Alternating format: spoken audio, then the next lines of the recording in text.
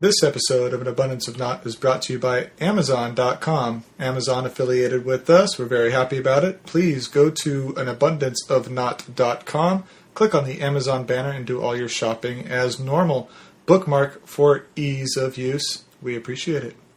And TLDRgamer.com. When you don't have a whole lot of time to read the gaming news and just want the brief excerpts, visit TLDRgamer.com for the core info. Thank you to them for the hosting and bandwidth for our podcast. Enjoy the show.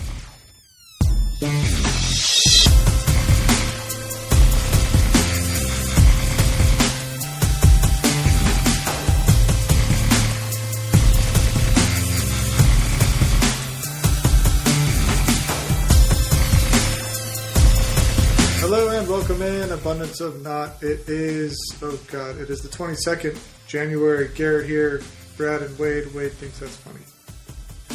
Yeah. So do I. Wow. Okay, yeah, now I do think it's funny. So. It's only been the 22nd all day long, and for some reason I've got back 8 o'clock, I seem to forget what the date is. I don't know. That's the funny part. There nice. We go. Nice. How's it going? Awesome. How are you? Fantastic. I have a flask full of tequila that may or not be empty by the time this podcast is over. Oh, it's going to be one of those again. Of course. I'm going to have to get up and get myself something if you're going to be powering through that.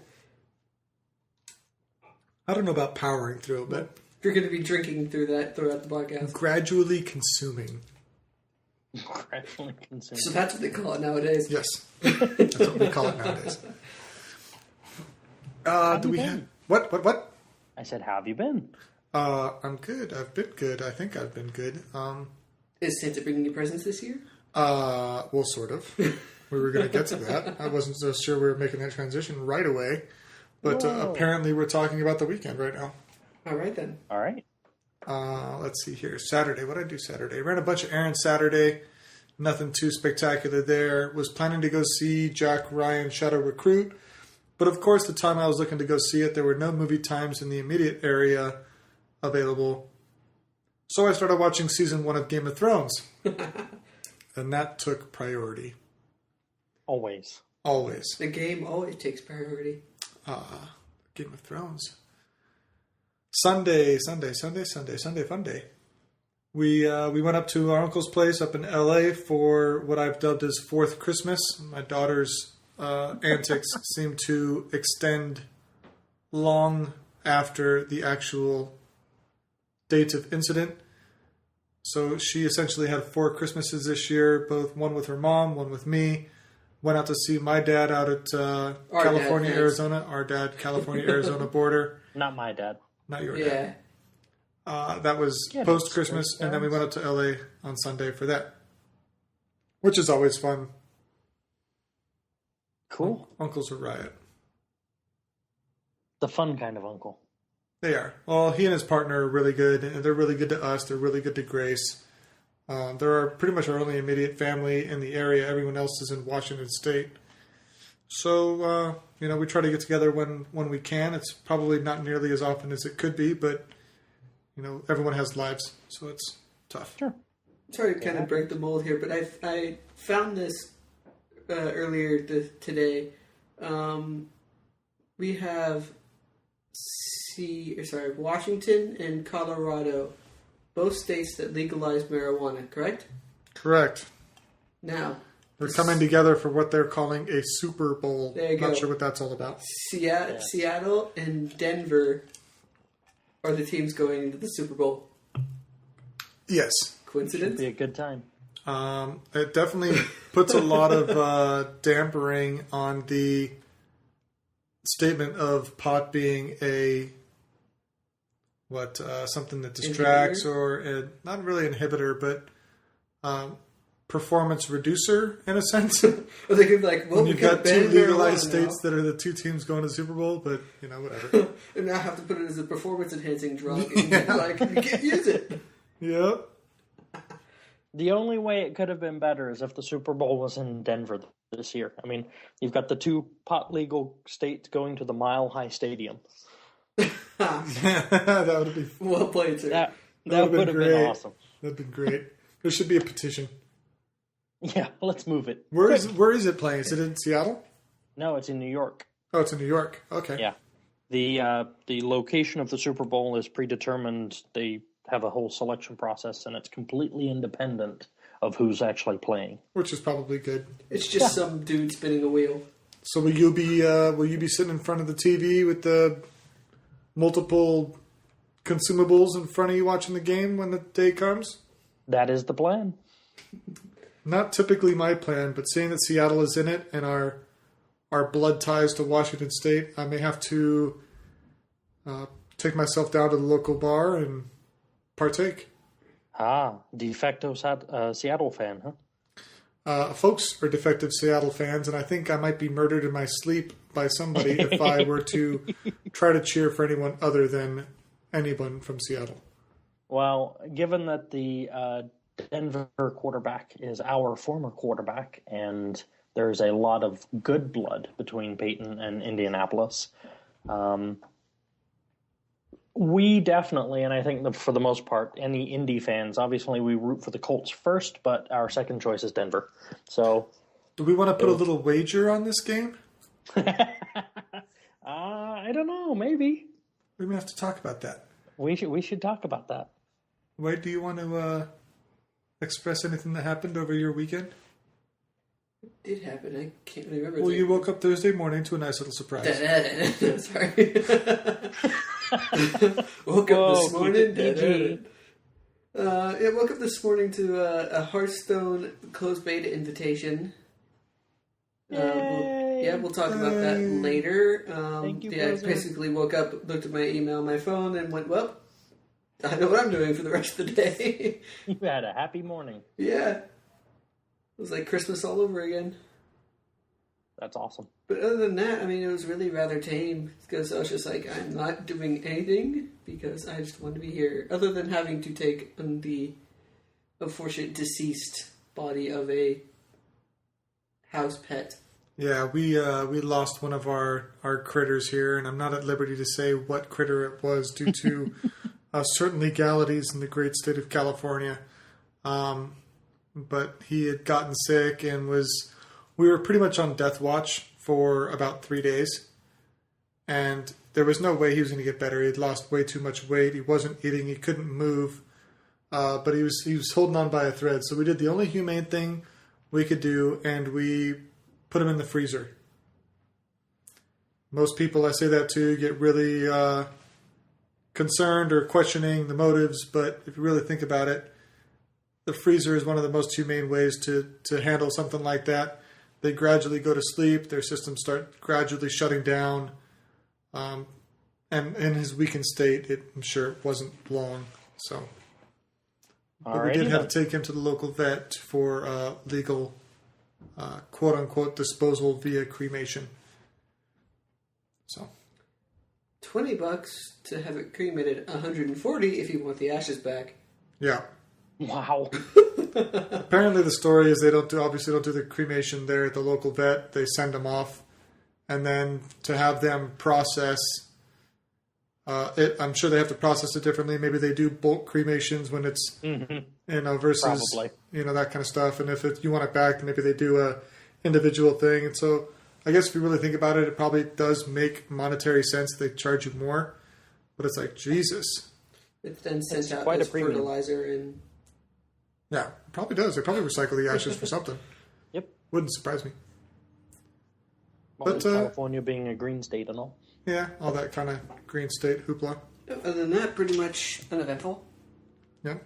Although, of course, my upcoming weekend, I'm going to head out to a shooting range with a couple of friends from work. There you go. Last time they went, I kind of... Well, let's just say I wasn't really in any position to drive and hold a gun. There may have been some beverages involved. Yes. But from what I heard, they were shooting a sniper rifle and possibly shotgun, so it's like, dude, I'm going this time. Yeah. Okay. Well, you know when you shoot at anything with the scope to not put the scope against your eye, right? Done that. Thanks. Thank you for letting me know that. By fair the way, that warning. was not a sarcastic thanks. That Fair was like, warning. thank you for letting The me kick know. of the gun will throw that scope right into your eye socket. You want to hold your eye, You want to have your head against your shoulder looking through the scope, but not like binoculars up against it. And this is how you kill people. That's in right. It's not podcast. This is how you effectively hunt. We won't say what you're hunting. But we don't want to know. I did that with a fairly good power rifle. Yeah? Yep. That's why you wear glasses. No, that is not why I wear glasses. And shotguns, you want to make sure you hold it firmly against your shoulder. It will kick and it may hurt, but if you hold it off your shoulder, it'll kick harder. Yeah, you'll break your shoulder, depending on what size slug you're using. It's the difference between getting hit and being pushed. And I'm so glad I now have Kaiser Permanente as health insurance. This episode of An Abundance of Naught proudly brought to you by your local insurance company. And viewers like you. That's right. Let's do the movies. Let's transition to movies. Hold on. What was your weekend like, Mr. Brad? Oh, yeah. Way to my weekend. Sneak under the radar. Frickin' Goomba. Damn it, Wade. Yes, spill it. My weekend was pretty good. Lots of time at the gym this weekend and football. That was the highlights. Am I under the impression that your wife didn't drag you to go see Her after we ranted and raved about that movie last week? Didn't it get 3 nominees or something? I think it got a few different nominations. I think Best Movie, I think Joaquin may have got nominated for Best Actor. I don't know about Amy Adams or anything else, but maybe Best Director or something like that. We have not seen it yet, but it is on the very short list of movies to see. Very good. Well, I anxiously await the second opinion. Your reactions to the movie. Alrighty. So, movies coming out. And with that. Now with a good segue, we can get into movies. That's right. That's right. You know what we should do, though? We need to find some sound effect to implement into the movie segue. Anyway. Coming out. The lion roaring? 20th Century Fox theme. Yeah, get the MGM lion roar. That'd be pretty cool. I like that. We can get like a different lion roar so it's not copyright. Oh, I like it. You're welcome. So opening this week, we only have one movie, and it is anxiously anticipated. It is I, Frankenstein. This is with Aaron Eckhart and Bill Nye. This is done by the same team as the Underworld series. And it's pretty much... by Apple? What's that? Are they being sued by Apple for having I in there? Well, it's an uppercase I, and it's got a comma, so no. Oh, no, we're good. Yeah. This is a grammatically correct I, Frankenstein, not I, Frankenstein. Okay. So, again, this is done by the Underworld group. Bill Nye, if you don't remember, played Victor in the Underworld series. Also played Davy Jones. He was Davy Jones and all that. He's got a very interesting cadence to his voice. I really enjoy him a lot. Aaron Eckhart, obviously, is Two-Face from Dark Knight, amongst many other things. Synopsis, from what I get, obviously, from the trailers, is more or less an army of monsters similar to Frankenstein's monster is at war with the species of gargoyles that seem to be kind of like the werewolf breed in that they can change form from a stony gargoyle figure to a human figure. I really dug all the Underworld movies. Even though this movie is not yet rated, we will be going to see it Friday night. It is on the agenda. It will happen. Now, is it not yet rated from the critics or not yet rated as far as content? No, content rating is PG-13, but is not yet, according to Rotten Tomatoes, have a critic rating. Okay. So, but that's not stopping me. Freaking critics. It looks great, by the way. It looks really fun. It's that dark kind of not excessively fantasized, well done in a way that, like when I watched Underworld, it seemed like it was believable. It was fantasy, it was sci-fi, but it was believable. It wasn't far-fetched, and this is very much looks like along the same lines. Let's give you a little bit of a thought into it. Think if Frankenstein's monster survived, pretty much didn't age till modern times. Yeah, I mean, I think that's kind of the gist. So looks good, looks interesting. Looking forward to it. Definitely. In the box office, top 4 this week, or over the weekend, Ride Along with Ice Cube and Kevin Hart pulled in $41.5 million. Lone Survivor at number 2, that's the Mark Wahlberg military movie, at $22.1 million. The Nut Job came in third at $19.4 million. and Jack Ryan Shadow Recruit at 15.5 million.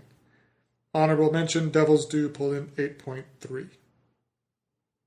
You guys interested in seeing any of those? As far as the movies that came out from last week, the top 4? The top 4. I still want to see Shadow Recruit, and I may go see it this weekend. That's, again, Chris Pine, Keira Knightley. I know previously we talked about it not having a critic rating. It's now got a 63%. That's really the highest one on my radar after I Frankenstein. I may go see Devil's Due just because I still have that get into one movie for free ticket reward thing, whatever it is. So it's like, well, if it's terrible, I didn't pay for it. Well, let's see what its rating is at. I just closed out of the deal, of course. Devil's Due is only got an 18% rating. Oh, dear God. But I don't know how horror movies do. It seems like it's a typical shock and awe horror movie, in a sense. So I don't know if they really get great reviews, but that doesn't necessarily mean it's a bad horror movie. Or it But might no be. interest in Nutjob? You know what? I haven't really seen too much about it to really have an interest one way or the other. Okay. Kind of looks like the extended version of the Ice Age Scratch the Squirrel, or Saber Squirrel, whatever the heck. I know it's got some decent voices in it, decent cast-wise, but I really haven't. We don't watch TV that much, so I don't get to see a lot of the trailers unless I search for them. But I haven't seen a whole lot to really appeal. Why? Is that on your guys' list? It's a cartoon. It's a cartoon. In short, I with like kids, cartoons. yes. Yeah.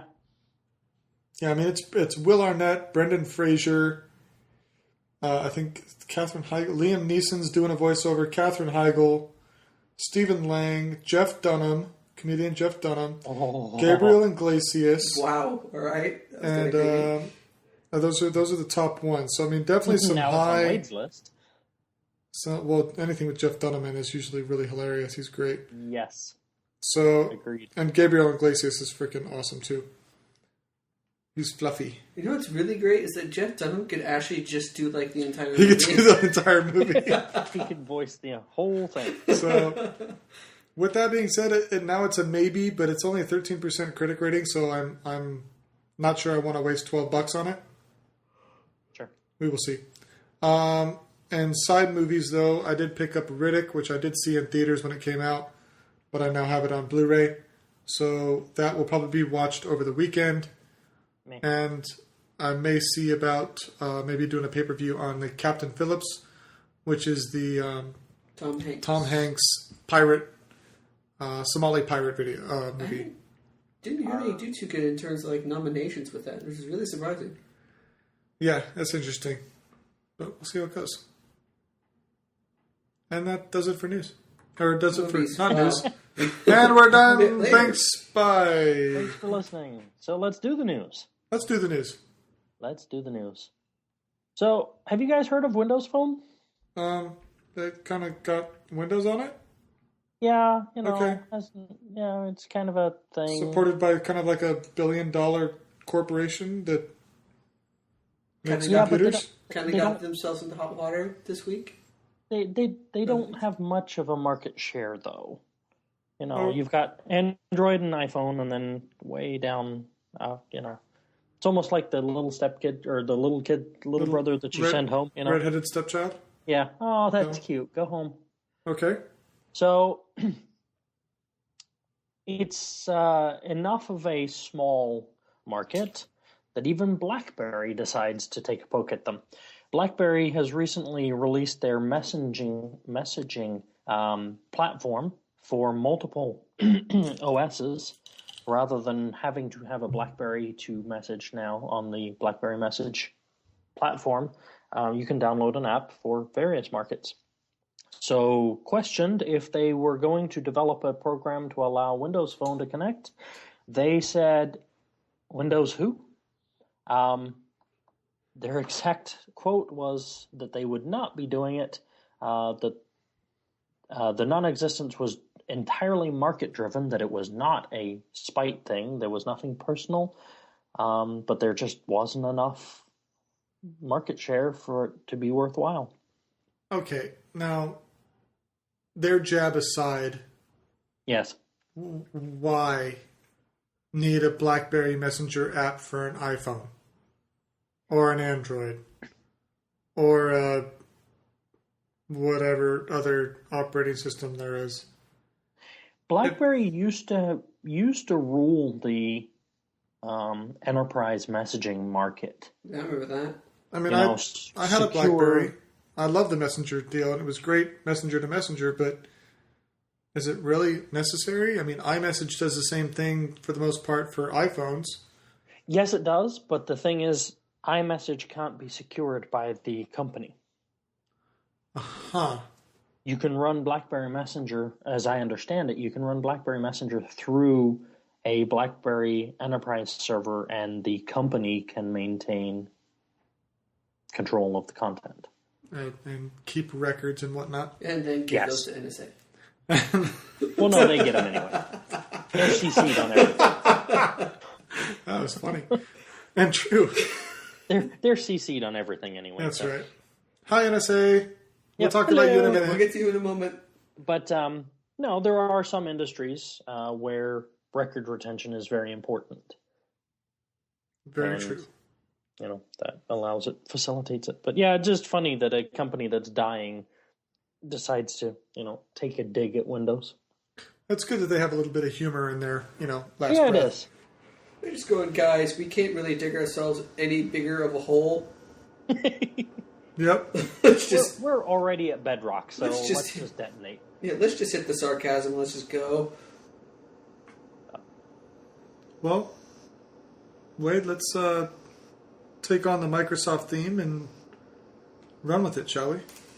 Yes, well, unfortunately, Microsoft decided to put themselves in some more hot water thanks to a leaked email sent to them from a popular YouTube entity, multi-channel YouTube entity. Sorry for that. Kind of slipped something in my hand and slid across. Went by that goes by Machinima. This is an entity that has multiple channels, and Microsoft They do video game recording, right? Well, they also do their own composing and whatnot. If you remember back to our first episode, we talked about a Mortal Kombat series. That was exclusively one of Machinima's productions. So they're pretty involved. Alrighty. Yes, it was the multi-channel entity Machinima. The email was leaked, saying that the Microsoft would pay, $3 CPM. That's per 1,000 views. When the Microsoft console Xbox One was was basically reviewed in good light, showing gameplay from the console and being spoken about in high regard. So Microsoft is basically buying. Sorry? They're buying positive reviews. Yeah, they're buying good publicity, which backfired on them once again. Nice. Yeah, that's Come pretty on, shady. Microsoft. That's, it's one thing to get it out there, and I guess you do whatever it takes to sell your stuff, but I think a lot of the negative press that I've seen with this too is that not only was Microsoft paying for positive reviews, but they weren't letting the recipients express that they were being paid for positive reviews. Mm-hmm. I know one YouTube follower that I keep an eye on, he mentioned this, and he said, this probably wouldn't have been as big of a deal if there was a disclaimer. Like anything, you hear a car ad on the radio, and they have all their caveats at the end. Yep. If there was some type of a disclaimer saying this review... This episode is sponsored by Microsoft. Yeah, or this review is provided by, monetary compensation provided by XYZ. Well, yeah, this still goes back to them and still destroys their credibility, which is all a real games media really have. Actually, any kind of a media writer, reviewer has. So did the report say if Machinima accepted? Or that they were just approached? They accepted, it came out, and they have admitted fault. I said, yeah, we did, and it was kind of I love when It was companies like- admit fault after they got caught. yeah. Yeah. To me, it's one of those, I'm sorry I got caught, not I'm sorry that I did what I did. So that stuff, that annoys me. Yeah, it's about, so like I said, the additional $3 per 1,000 views, including at least 30 seconds of footage from the new Xbox One video game console in their YouTube videos, and mention it by name. So it begs the question, though, how did they record the content? Because, the Microsoft recording thing isn't working. Ooh! They could have used an Elgato game capture card like we use for some of our YouTube content. Buy from Amazon. Da-da-da-da. No, oh, come on. I had to get the dig in there. That's right. And we turned it into a shameless plug. And speaking of Amazon, Amazon has now been reported to be working on a TV killer. According to the Wall Street Journal, Amazon has approached at least 3 major media companies, but is unwilling to give a statement at this time. Amazon has been reported to already offer on-demand TV shows and movies for free to Amazon customers that have been subscribed to Amazon Prime. So we have Netflix, we have Hulu, we have Prime, and just one more thing in the works. It's also been expressed that Sony is working on a TV broadcast system through the internet, and that Intel was working on one as well, but they have sold their project to Verizon yesterday for an undisclosed amount. I'm sure a large sum. I'm sure it's substantial. Many zeros Yes. before the decimal. I gotta throw that in there. So our good friends at Amazon not only are the pretty much largest internet retailer, is now branching into the media entertainment business. This would be an interesting space to watch. Pardon the pun. I believe that was pun intended, and I will not pardon it at all, sir. We are big fans of cable cutting in my household. And, I like the idea of having options on how to get content. The old distribution system still works for some. I'm not saying, it needs to go away. But I think the monopoly hold that the communications companies, the cable companies have, does need to be broken. There are some people that just don't want cable. What's wrong with offering them content in alternate means? We're the same way. The only reason we have a cable box is that when we relocated, Cox Communications says, well, you've got our internet, and for $10 more a month, you can get your local channels and HBO plus Stars. Mm-hmm. For $10 a month, we'll take HBO and Stars. That's usually a $20 plus month bump from standard service. Right. But we're not big sports watchers, and really, if you're not a sports fan and don't need to watch all your games or even some of the games, you don't need cable. Now that we've got so many other options, there's no need for it. Still, isn't there... Right. Aren't, phone companies now offering, streaming of games? I don't know about phone companies. Certain Wireless. I think Verizon phones. Wireless does. Are they? There we go. Yeah.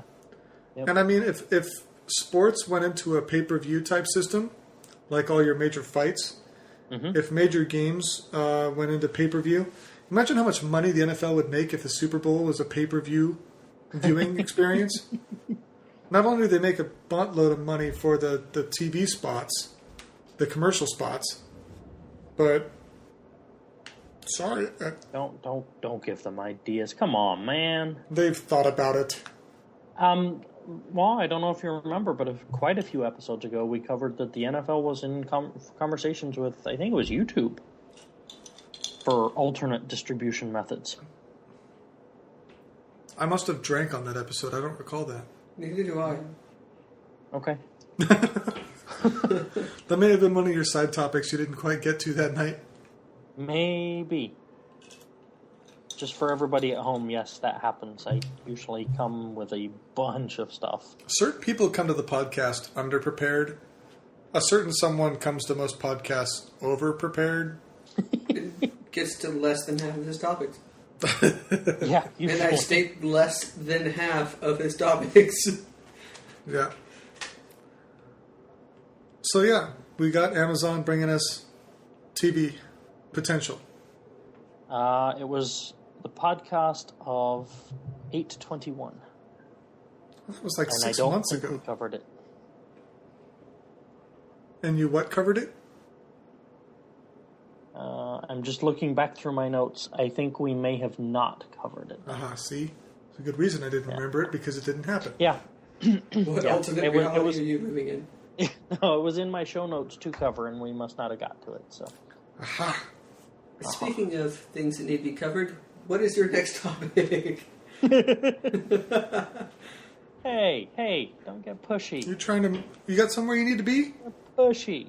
Yes, Jeez. so a place Got a where hot we're date or so- All right, so cue the fanfare. It's time for an abundance of NSA. Oh, I thought you were going to maintain the TV footage and carry on to your other topic, but okay. NSA it is. Oh, we can do that. Oh, whatever. You're running the show. I don't care. I'm not. Just sitting over here drinking tequila. Show. Oh, whatever. Yeah, that's the scary part of you running the show. So while we're on visual entertainment media, then let's carry on. Fantastic. Yes. So we've talked about Microsoft and their Xbox. Yes. I believe another one of the companies will be covered a little later in the episode. Yes. So I'll tackle number 3.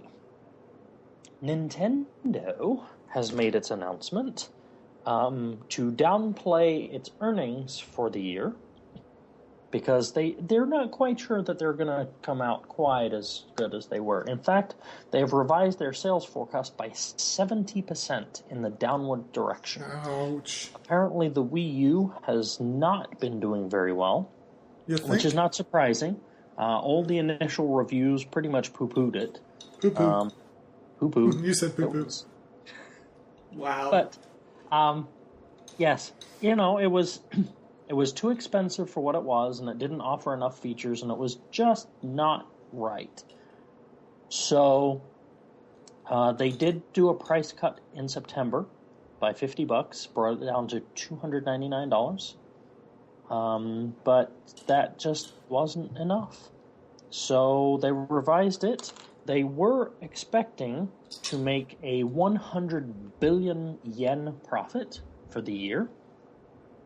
And now they're expecting to post a 35 billion yen loss. That's just ridiculous. That's 135 billion yen in the opposite direction than where you want to go. Yeah. I mean, it's one thing to project a billion profit and only take in 250 million and you're still in the green, but you've taken a hit. Yeah. TechCrunch columnist M.G. Siegler back in September described the Wii U as a poor concept accentuated by poor hardware. And in his review there, he described Nintendo as being in the beginning of a death spiral. Sounds like you hit the nail on the head there. If it's not a death spiral, they need to do some pretty hard stuff really quickly because you can't continue operating at a loss. Yeah, it's interesting because, I mean, our first exposure to video games was on the NES. Yep. Loved it. Loved everything about it. Had a lot of fun. You had to blow into the cartridge to make it work sometimes, but whatever. Looking back, that's nostalgia now, and I'd have another one again if I had the opportunity. We skipped over the Super Nintendo, sadly, because that's one of the greatest systems that have ever been done. Yes, it is. And we got the N64, which we still have in a box somewhere. So do we. Bought the Wii. Actually hooked up to a TV. Ooh. Ours was prior to our move. Yep. Got the Wii. Thought, okay, maybe. And it just never really... It never gained traction with us. We skipped the GameCube. We skipped the GameCube. rightfully so. That thing pretty much was a pile of garbage. But yeah, it's kind of terrible to see that, but looking back, I can give two instances where they had their... Well, one instance where they had their chance, and then there was another instance that we actually talked about on the podcast. I don't know which episode. That they were... Basically, someone put the nail in the coffin. I think it was one of the game companies had an engine called the Frostfire or Frostbolt engine or something like that. They said their number 3 one didn't really work well on the Wii U, and then they said, we're not even going to be making games because we're going to use our number 4 game engine, and it's not going to work well on the Wii U either. So we're not going to be making games for Wii U. And I think it was probably EA, one of the big publisher. Yeah, and then there was also, I think, the other incident I was referring to. I think there was like a 6-month time period where the Wii U was the only next generation console out before the PlayStation 4 and the Xbox One. They had loads of time to get games out, which they did not, to actually get this console to sell. They've missed several opportunities. Yeah. I'm just curious if the Wii U is just out before its time. And just hear me out on this. We talked about an iPad game last episode, I believe, or some type of emulator that you could play a certain game on the iPad. The servers ran most of your processing abilities. Correct. Because, Brad, you gave us a nice little lesson on the difference between this system versus DRM. Mm-hmm. And I'm wondering if the Wii U purpose, which was to play your console games not tied to a TV, is just a concept that is out before it was due. I wonder if it's something that will take any foothold with future generations to give the portability that most people now thrive on, as with the amount of mobile games and mobile apps people use and play, but also give the same high quality game content that you would get from a console. I think that's a good point, but I think that's where they lost the plot as well. I'm done with gaming in the tablet space, but if I'm gaming on my tablet, I have a multi-purpose device, and I expect to have slightly poorer graphics, but I can do, a lot of other things with it. I can browse the internet and work on it and, yada yada. The Wii U, you can only play games on it. Yes. But the graphics aren't really that good either. So you've got the cons of a tablet. With none of the pros. With none of the pros. Yeah. I mean, with the system that you were talking about, which we covered last week, the PlayStation, what did they call it? Yeah, PlayStation Now. Now. Yeah. The graphics processing is being offloaded to the server, so you're going to take a hit in some of the quality, but you've still got the potential for better than what your tablet can handle on its own. With the Wii U, you've still got the game on the tablet, or if it's offloaded to the console, it's still a Wii console. You're not looking for high-end graphics here. Yeah, so you've got all the cons of the tablet with none of the pros. Now, did we talk last week when we talked about PlayStation Now? Did you have to have a PlayStation to have access to PlayStation Now, or do we think that's going to be a side product subscription-based deal that you can get without having to buy the console? From what I remember of Wade's coverage of it, I don't think it was specified very clearly. Either way. I do remember there was a subscription fee. I'm not too sure if it was PS3 or PS4 requirement. Yeah, I don't think it was specified. It would be interesting if there is no console requirement. If they just go to a subscription model that I can pay and play on my tablet. Yeah, I guess it's my big curiosity now. And obviously the Wii U, you had to have a Wii to utilize it. It was not a standalone system. It was not, whatever.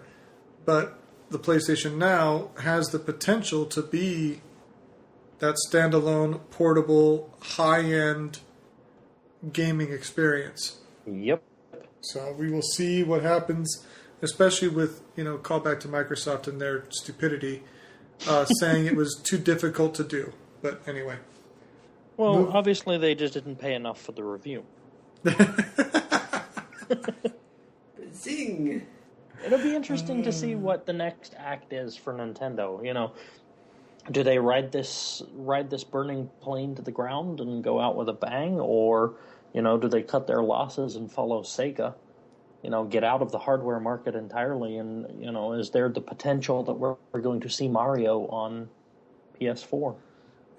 Either way, they have to reinvent themselves. Yes, they do. I mean, the Wii was their attempt to broaden their demographic from gamers and really away from serious gamers into the casual gaming demographic. And I think they did a good job gaming. of it. They did it first, but I think that curiosity peak fell off hard with maybe lack of software. Lack of good content. Yeah. I think if they would have kept up with a content factor, they may have been far more successful, but I think they experienced that. But we're getting a little long-winded, so I think we should move on. Very good. Wait. Yep.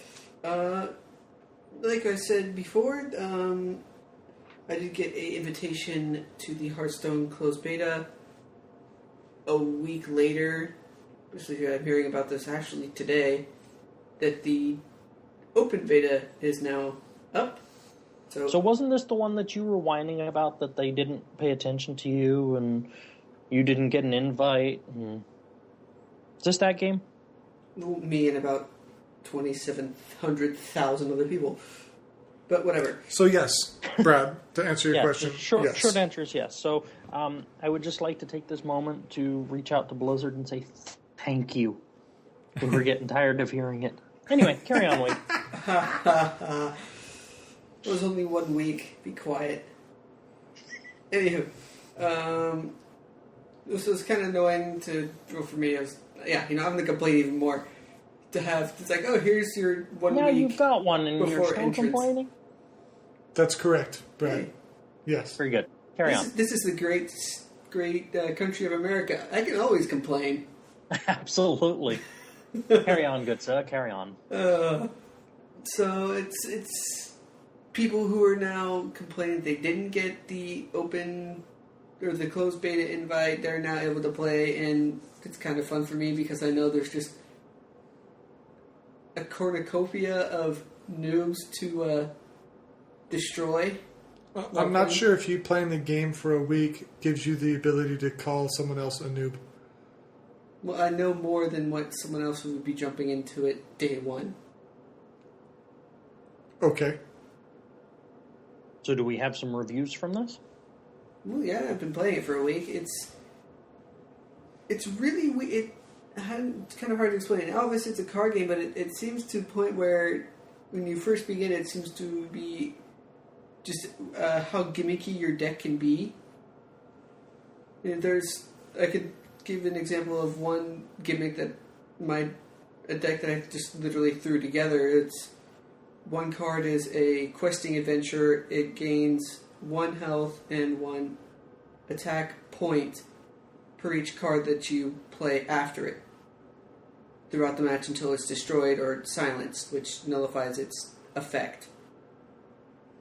But you can then throw down another card called the Stormwind Champion, which gives all other cards on the field +1 to each attack and health. Well,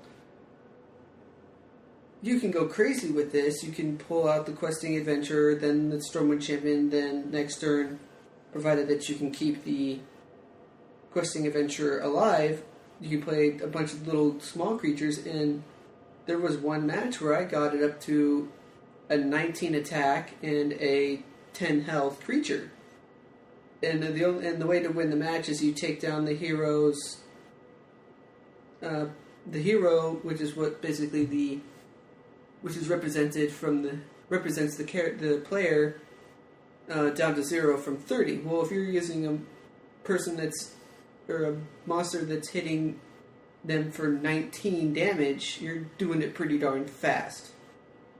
Okay, but that's not unique to that game. I mean, I've played card games, the builder deck games like that, where, you can play a series of cards that just give you insane multipliers.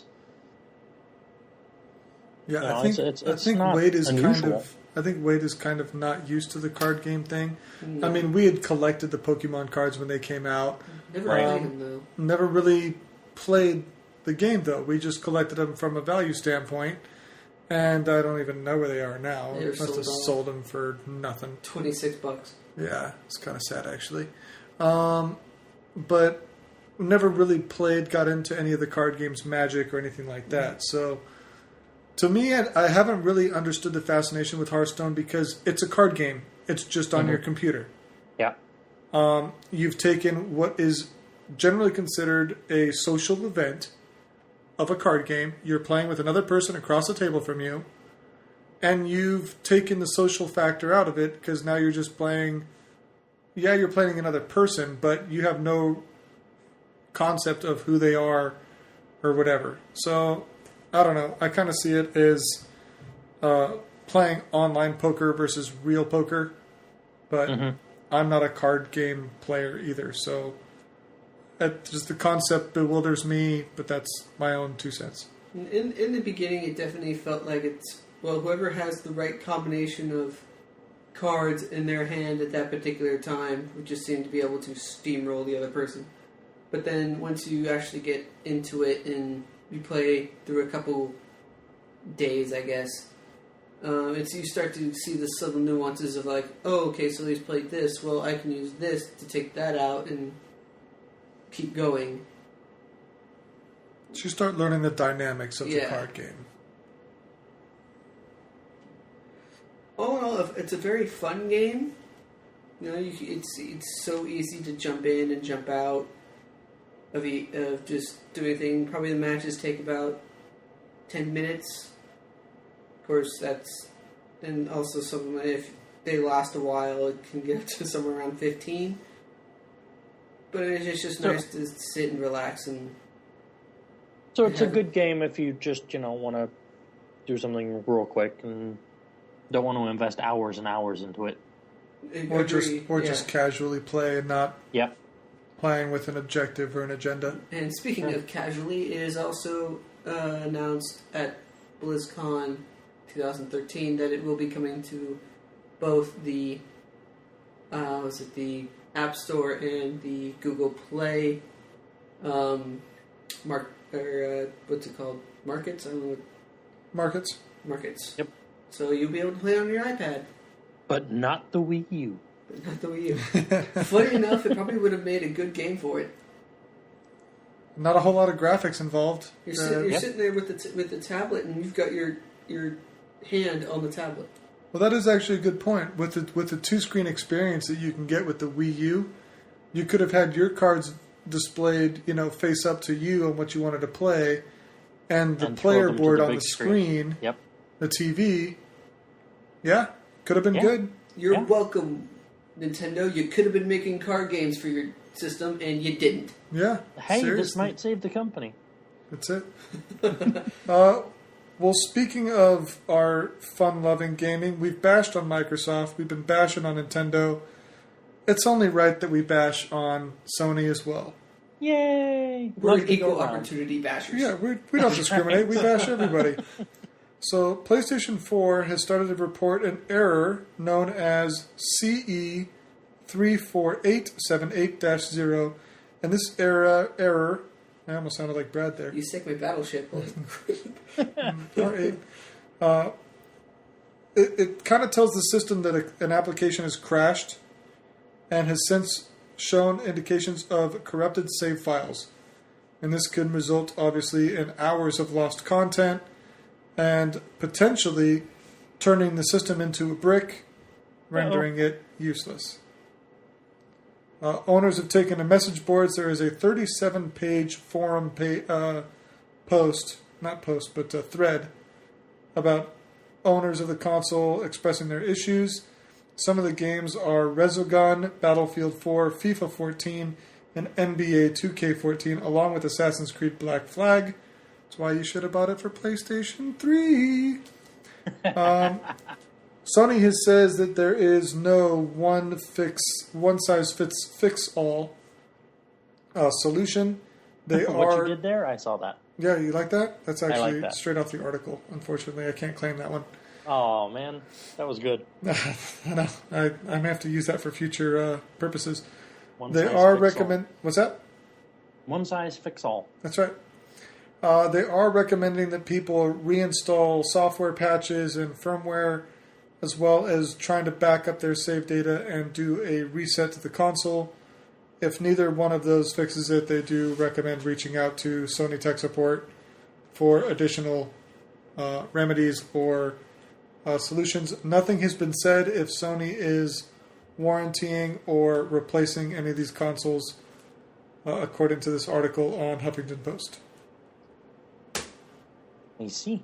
I hope they get it figured out soon, because, losing your save data can be a bad thing.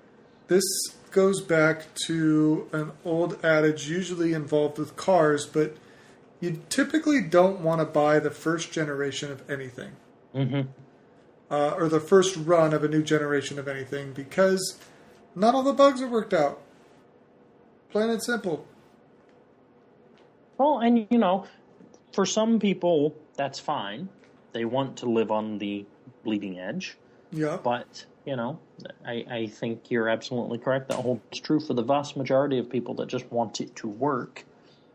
You're right. The first run is usually not the best. And it goes back to previous topics we've expressed about game companies releasing games that aren't quite done, banking on DLC content or later. firmware fixes down the road. Patches. Oh, we'll fix it later. And Yep.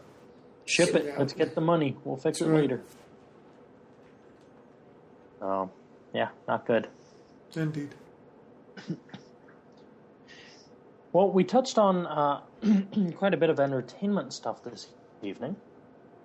The CEO of HBO did a interview in which he came out and said that they are not particularly worried about people sharing HBO Go credentials, login credentials. Who does that? Jeez, those freaking shady people. Freeloaders. Brad. Freeloaders. It's not that they're not aware of it. They know what's going on. And it's not that they're ignoring it. But they are treating it as a forward investment.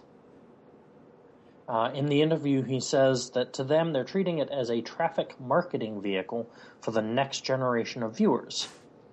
And that they're not ignoring it. They're trying to view different ways to monetize it.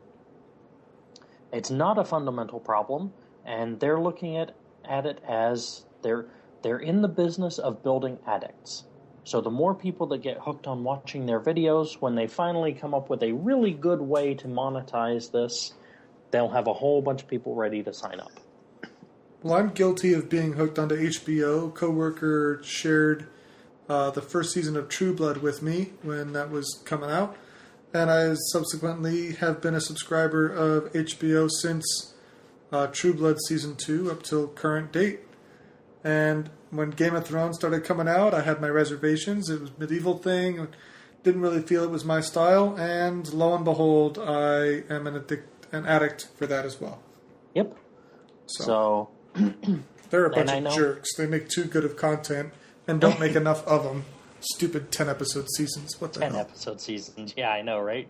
But the thing with this is, I can see that they will, in my mind, going forward, they will want to try and find a way to get out of the grasp of the cable companies and relying on them. And once they can get out of that and monetize HBO Go as a product in and of itself, I think their user base, their subscriber base will increase. Well, there are plenty of people that want to watch the HBO shows that don't necessarily want cable at all or don't want to step up to the package that they have to get HBO. All I want is just that show.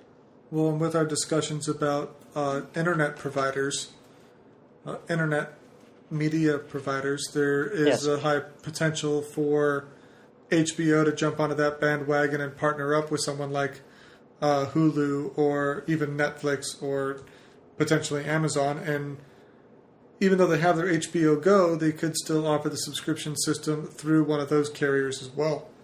Yep. Their potential client base is expanding in partnership with our choices. There's a lot of potential there. They just need to get out of the bind they're in. Yep. Wait, do you have any? Wait. Sorry, I had to kind of leave out. Ashley was having a bit of a technical issue with the thing. It's your turn. Do you have a topic? But yeah, I'm gonna hop into my topic apparently because someone has somewhere he needs to be as well. Well, we're getting up to about 56 minutes in the recording, so. Yep. A recent article on Polygon, a popular gaming news site, has shown that there will be not limited to update for Lara Croft's model in the definitive edition, it's a really annoying word to say, of Tomb Raider, the most recent Tomb Raider game.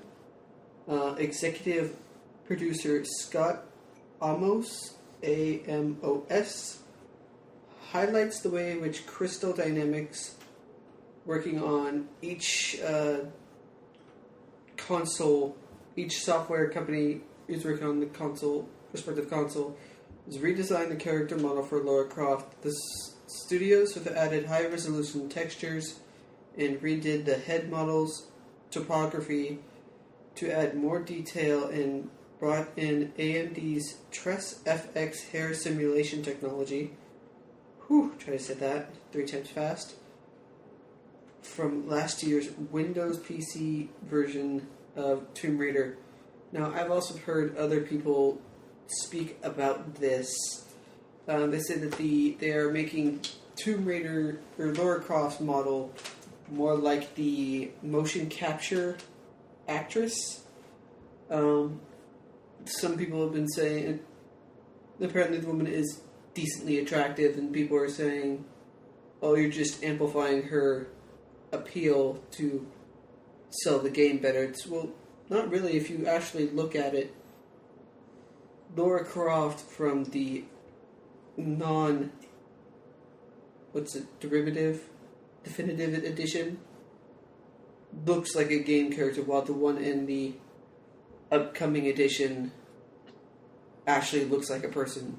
Due to that, the lady has tan. She's not pale, which is understandable for having tan because she's out in the sun all the time, and that more to be able to better highlight dirt and cuts on the model's face. So it sounds like they're not really changing her a whole lot. They're just updating the textures to be high resolution so they can do more with it. Yes, and for the now current generation, and it's their graphical upgrades from the Xbox 360 and PS3. So what I hear from this is that there's always a talk about we want more realism in our games, and now the Tomb Raider series is providing more realism in their character skin, and people have a problem with it. Because it emulates the motion capture actress too much, and they're think that they're trying to over-market that actress as an individual or something. I don't know. They're bringing it as a sex appeal thing, not an actual just updating graphics. I got nothing to say to that. It's one of the controversies that always affect video games. It's this game is too sexual or this game is too violent. Numerous studies have proven that this really does not have an effect, but that's a whole other topic. We do not have time for this in this podcast. Agreed. All right, so there's an updated Lara Croft. Correct. There will be, yes. Do we want to do this week an NSA and then wrap up with our YouTube info, or... Yeah, let's do that. I'll keep it short and sweet. Okay. There's not a whole lot to say, except that in response to all that not our coverage specifically, but all the stuff that we have covered, President Obama had a conference this week where he came out and outlined a list of things that he is planning to do to reform the NSA, make it better, make it, so we're not quite as invaded as we were, our privacy. The links will be in the show notes. There is also going to be a link to the EFF, the Electronic Frontier Foundation, whose whole purpose for existing is to defend our electronic freedoms. And they give him a scorecard in which he rates a 3.5 out of 12 on his speech as far as going far enough to change things. Essentially, it was window dressing. There wasn't any major substantial changes. Probably the biggest one is supposedly they're going to limit the number of association hops that the NSA can do. At the moment, they're allowed to go 3 hops away. So, they identify a terrorist, and they can look at their friends, and their friends. Well, 3 hops away from a person involves millions of people. Agreed.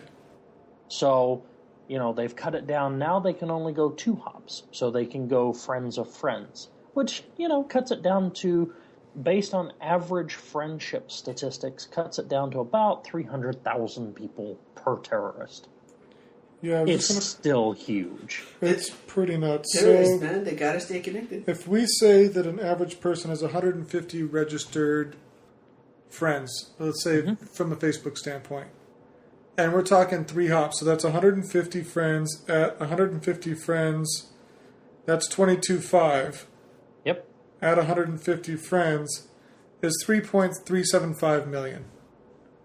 I mean, that's a substantial bulk of population, and that's a conservative average number. So they've cut it down from 3.3 to now, when they identify a terrorist, they can only investigate 22,000 people. Yeah, I mean, that's... Still not, Yeah, that's excessive. Really? I mean, come on, guys. That's crazy. Details will be in the show notes. Follow the links. Essentially, the speech was window dressing from what I've been able to gather so far. There's no major substantial changes. Now, is that just because he's trying to dummy down a speech for the public to feel safe because most people aren't tech savvy enough to get some of the real nitty-gritty stuff? Or is it really that they're not doing any reforms whatsoever and... I'm just saying this to make you kind of feel better. I think it's more the latter because, you don't have to get into the technical details. They could say that, we are no longer going to do the metadata. We're not going to collect all the cell phone call information. But no, now they're looking at a way to go through a third party and, there will be review processes. Come on, guys. Yeah. The NSA already lies to you. What difference is a review process going to do? Yeah, exactly. They're lying to the government. Yeah. They're lying to the Congress, yeah. So they're obviously not going to tell us the truth. Nope. Fair deal. So that was the short and sweet version. Sounds good. All right, and to wrap us up, we'll do a little YouTube plug here. On the channel. What's coming up on the channels? That's right, channels as in plural. So I attempted to play Rust this week, and I don't know if I had an issue connecting to their servers or my unit is just not suitable for the objective at hand. So I think I got 2 episodes that are postable to showcase the game a little bit, but There will not be a series on that, a long-running series on that unfortunately. Dead Space videos are currently at a halt unless I decide to reboot that, although I think Prison Architect may be a viable option. And SimCity is still going strong. Speaking of which, SimCity is going no longer be forced online. Yeah, we talked about that last week. Did we? We did. Remember. We covered that in the news. That's right. Okay, well then, there you go. Listen to the Anyone podcast. who didn't listen last week. Listen to the podcast. And what's going on the second channel? Well, right now is the first video is up of Hearthstone, and tomorrow will be the first episode of Borderlands 2.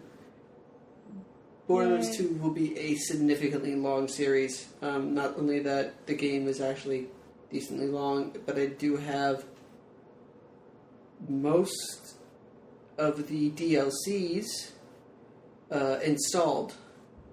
Very cool. On as well, so look forward to like Tiny Tina's Fantasy Adventure, whatever it's called, and Captain Scarlet's Quest for Booty. He said booty. Was waiting for that joke, really. So No, he's looking for booty, and the other one's having a fantasy. That's right, fantasy booty. Alrighty. Yep. On that note. Yep. And State of Decay. This was actually the zombie survival game we talked about a couple podcasts ago about realism in games. I think you may see that, or in the third episode of State of Decay, where I try to throw the duffel bag into the pickup truck and it doesn't work out. Sounds good. So keep posted for new content. We also going to try something new with the podcast. We'll talk about more next week to see how it goes. Follow us on Twitter and like us on Facebook at An Abundance of Naught. And visit the website, anabundanceofnaught.com, for the latest and greatest stuff. Thanks And I all. believe that about does it. Yep. Keep on gaming, listening, and now watching. Woohoo! That's a wrap. Take it easy.